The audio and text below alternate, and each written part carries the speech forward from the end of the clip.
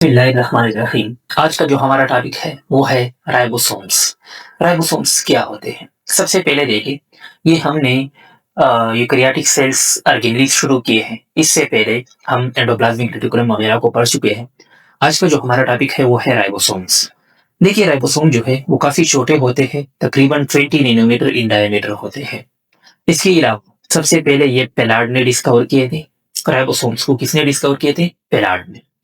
Eukaryotic ribosome जो होते हैं, यूजुअली राइबोसोम दो चीजों से बने होते हैं, राइबोसोमल आरएनए और प्रोटीन।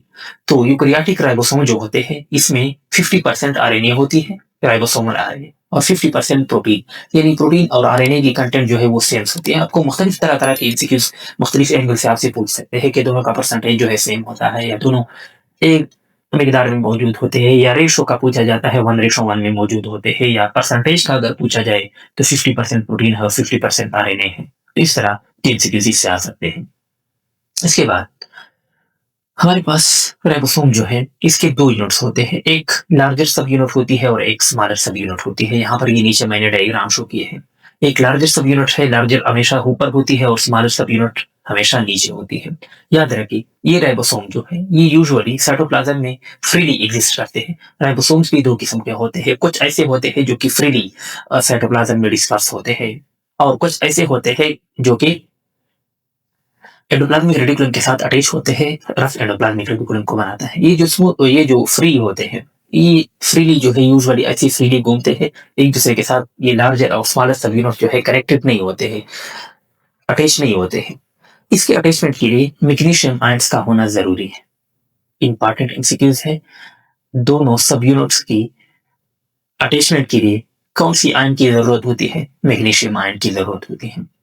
अब वापस आते हैं, ये जो दोनों सब यूनिट होते हैं ये डिफरेंट साइज के होते हैं। यूकेरियोटिक राइबोसोम जो होते हैं वो साइज में बड़े होते हैं, लार्जर इन साइज होते हैं, और प्रोकैरियोटिक राइबोसोम जो है वो साइज में स्मॉलर होते हैं।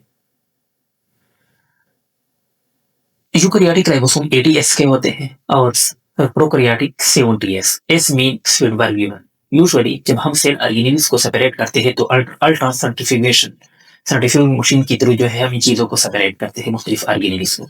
तो सर्टिफिकेशन में एक यूनिट यूज होती है स्पीडबर्ग यूनिट। इसी यूनिट को इस्तेमाल किया जाता है जिन चीजों को सेपरेट किया जाता है। तो यूकेरियोटिक राइबोसोम जो है चूंकि ये साइज में बड़े होते हैं तो ये 80S, और प्रोकैरियोटिक छोटे होते हैं तो ये 70S। यहाँ पर नीचे आते हैं, ये टेक्निकल पार्ट है, जरा गौर से देखें। यूकेरियोटिक राइबोसोम का जो बड़ा यूनिट होता है, लार्ज सब यूनिट होती है, वो 60S और स्मॉलर सब यूनिट 40S होती है। इन दोनों को कुल मिलाकर कितना बनता है? 60 + 4 100। देखिए, राइबोसोम टोटल 80S। वाई? देखिए, एक पेन होता है, पेन का जो ढक्कन होता है और पेन दोनों को अगर आप सेपरेट नाप करें, सपोज करें पेन का जो ढक्कन है वो 2 इंच है और पेन जो है वो 6 इंच है, तो दोनों को कुल मिलाकर 8 इंच बनते हैं। लेकिन अगर हम दोनों को ढक्कन और पेन को बंद करें तो 1 इंच जो है वो बीच में पेन जो होता है वो ढक्कन के अंदर चला जाता है। तो 1 इंच जो है ओवरऑल हमारे पास 8 की बजाय हमारे पास कितना बनता है? ये कम बनता है। 1 इंच जो है वो कम बन जाता है क्योंकि वो अंदर चला जाता है। इसी तरह जो है यहाँ पर भी यही सेम कहानी है। यहाँ पर अगर आप देखें तो लार्जर और स्मॉलर सब यूनिट जो है ये एक दूसरे के अंदर थोड़े से जो है अंदर जो है चले जाते हैं। इस वजह से जो है ओवरऑल साइज जो है जब हम दोनों को एक साथ नापते हैं तो दोनों का साइज जो है थोड़ा सा दोनों के अलग अलग नापने के बजाय अलग अलग नापने से जो है उसका ज्यादा आता है, जब एक साथ हम नापते हैं तो वो कम आता है। इसी तरह यूकेरियोटिक प्रोकैरियोटिक का अगर हम देखें तो 50 + 30 तो वो 80 आता है, लेकिन ओवरऑल जो है वो 70S है। यहाँ पर भी ये पॉइंट डिस्कस किया है मैंने कि दोनों के अटैचमेंट के लिए, दोनों सब यूनिट के अटैचमेंट के लिए मैग्नीशियम आयन की जरूरत होती है। इसके अलावा ribosomes are attached to messenger RNA to smaller sub unit. हमेशा जब भी मैसेंजर आरएनए के साथ ये अटैच होते हैं तो सबसे पहले स्मॉलर सब यूनिट अटैच होती है और फिर इसके बाद जो है लार्जर सब यूनिट आती है और फिर उसके साथ अटैच होती है। इसके अलावा कभी कभार मैसेंजर आरएनए के साथ जो है एक ग्रुप ऑफ राइबोसोम अटैच हो जाते हैं। इसी स्ट्रक्चर को हम पॉलीसोम्स बोलते हैं। Group of ribosome attach to the messenger RNA are called polysomes. Ribosomes का फंक्शन क्या है, काम क्या है?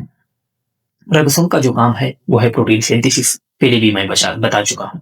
इसके अलावा राइबोसोम्स का ओरिजिन क्या है, कहाँ से ये आते हैं? राइबोसोम जो है वो सिंथेसाइज होते हैं इन द न्यूक्लियोलस। आगे न्यूक्लियस में काफी डिटेल से पढ़ने वाले हैं। न्यूक्लियोलस, न्यूक्लियस के अंदर एक और सेंट्रल पार्ट है जिसे न्यूक्लियोलस कहा जाता है और ये न्यूक्लियोलस के अंदर मौजूद होते हैं। इसके अलावा अभी पहले भी मैं बता चुका हूँ कि राइबोसोम दो किस्म के होते हैं। कुछ राइबोसोम जो है तो वो फ्रीली साइटोप्लाज्म में डिस्पर्स होते हैं और कुछ जो है वो एंडोप्लाज्मिक रेटिकुलम के साथ अटैच होते हैं जो कि एंडोप्लाज्मिक रेटिकुलम को बनाता है। तो हमारे पास इंपॉर्टेंट एमसीक्यूज पार्ट है। ये सारे एमसीक्यूज पार्ट मैंने कलेक्ट किए हैं। Haemoglobin young red blood cell में जो सिंथेसाइज होता है वो कैसे सिंथेसाइज होता है? Synthesised by free ribosomes. Synthesised by free ribosomes. इसके अलावा माइटोकॉन्ड्रिया के अंदर जो है C1TS राइबोसोम्स पाए जाते हैं।